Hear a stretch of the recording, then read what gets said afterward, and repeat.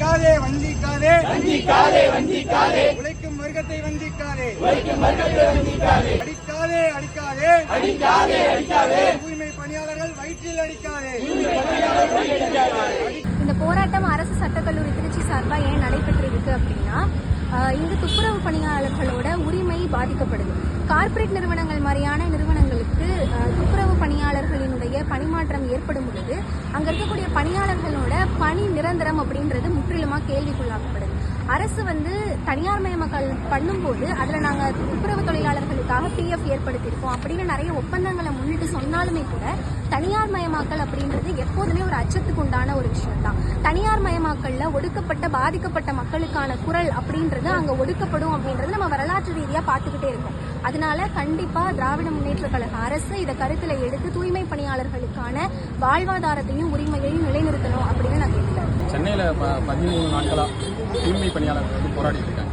அவங்க எதுக்காண்டி போராடுறாங்கன்னா, அவங்க பணி நிரந்தரம், அதாவது அவங்க பணி இது நிரந்தரம் செய்யும். திமுக அரசு எதிர்கட்சியாக இருக்கக்குள்ள என்ன வாக்குறுதி கொடுத்தாங்கன்னா, 153வது வாக்குறுதியாக என்ன சொன்னாங்க, நாங்கள் ஆட்சிக்கு வந்தால் தூய்மை பணியாளர்கள் பணியை நிரந்தரம் செய்வோம், அவங்களான ஊதியத்தை நாங்கள் நிர்ணயம் செய்வோம்னு சொன்னாங்க.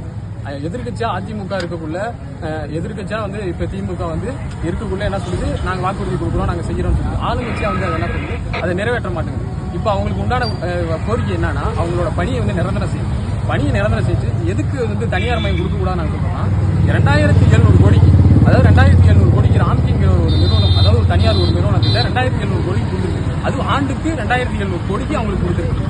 ஒரு மாசத்துக்கு ஒரு தனிப்பட்ட ஊழியர், அதாவது சென்னையில மொத்தமா ஒரு 17,000 ஊழியர் இருப்பாங்களா, அந்த 17,000 ஊழியர்கள்ல ஒரு ஊழியருக்கு குறைஞ்சபட்ச ஊதியமாக ஒரு 30,000 வச்சுக்கிட்டா கூட அவங்களுக்கு எல்லா பணியாளர்களும் சேர்த்து மாசத்துக்கு 51 கோடி வருது. அதான் ஆண்டுக்கு 600 கோடி தான் வருது.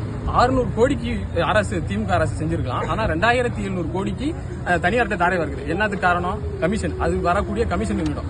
இந்த துறை சார்ந்த அதிகாரி இது வரைக்கும் அவங்க 13 நாட்களா போராடுறாங்க. துறை சார்ந்த அதிகாரி இன்னும் யாரையும் போய் சந்திச்சதில்லை. அவங்க இந்த துறை சார்ந்த அதிகாரி இந்த மாநகராட்சி சேர்ந்தவங்க, திருச்சி மாநகராட்சி சேர்ந்தவங்க இன்னும் போய் பார்க்கல, அவரும் பார்க்கல, சிஎம்மும் போய் பார்க்கல, இன்னும் யாருமே அவங்களை போய் கண்டுக்கல. அது துறை சார்ந்த இல்லாதவர் சேகர் பாபு போயிருக்காரு. அவர் போய் என்ன சொல்றாரு அந்த மக்கள்கிட்ட, அவங்களை போராட அனுமதிச்சதே உங்களுக்கு பெரிய விஷயம். இதே அதிமுக பிரீடா இருந்தா நாங்க போராட விட்டுருப்போமா, அவங்க விட்டுருப்பாங்களா? இதெல்லாம் என்ன கேள்வி? மக்கள்கிட்ட போய் பேசுற பேச்சா? அவங்களோட போராட்டம் கோரிக்கை என்ன கேட்டு நிறைவேற்றணும். அதான் உங்க ஆட்சியோட வேலை.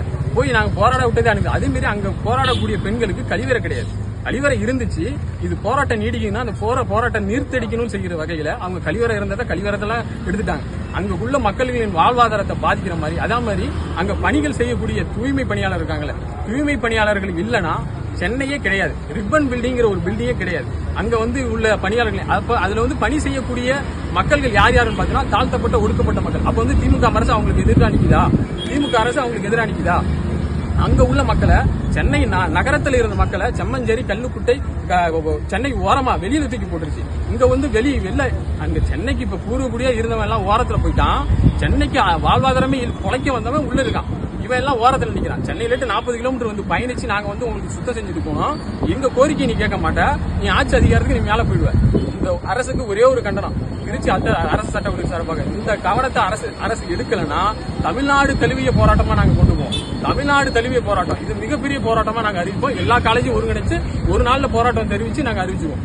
இதான் எங்களோட கோரிக்கை. ஆர்ப்பாட்டம் இது ஆர்ப்பாட்டம், திருச்சி அரசு சட்ட கல்லூரி, திருச்சி அரசு சட்ட கல்லூரி, மாணவர்களின் ஆர்ப்பாட்டம், திருச்சி அரசு சட்ட கல்லூரி, மாணவர்களின் ஆர்ப்பாட்டம். நீதி வேண்டும், நீதி வேண்டும், நாட்டையே சுத்தம் செய்யும் துப்புரவு தொழிலாளி, நீதி வேண்டும், நீதி வேண்டும், அடிக்காதே அடிக்காதே, தூய்மை பணியாளர்கள் வயிற்றில் அடிக்காதே, நிரந்தரம் செய், எங்கள் பணியை நிரந்தரம் செய், கைவிடு, தனியார் மயமாக்கும் எண்ணத்தை கைவிடு, வஞ்சிக்காதே, உழைக்கும் வர்க்கத்தை வஞ்சிக்காதே.